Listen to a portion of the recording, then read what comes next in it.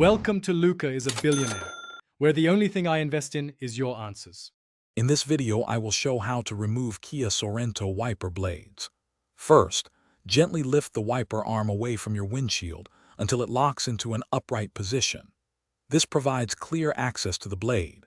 Next, carefully examine the wiper blade assembly where it connects to the arm. You'll typically find a small tab or button that needs to be pressed or squeezed. Make sure your vehicle is completely off and the parking brake is engaged for safety before you begin. Once you've located the release mechanism, press the tab firmly.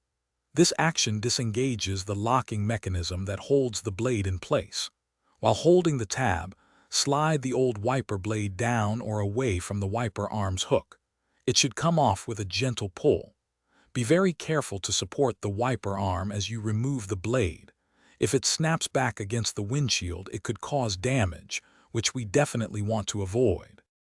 Now that the old blade is off, it's time to install your new one. Take your new wiper blade and align its connector with the hook on the wiper arm.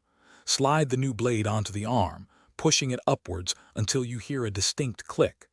This click confirms that the blade is securely locked into place. Finally, gently lower the entire wiper arm back down onto the windshield.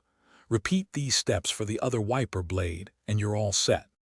After installing both new blades, it's a good idea to test them out. Turn on your wipers to ensure they operate smoothly and clear your windshield effectively. Regular cleaning of your windshield can also extend the life of your wiper blades and improve visibility.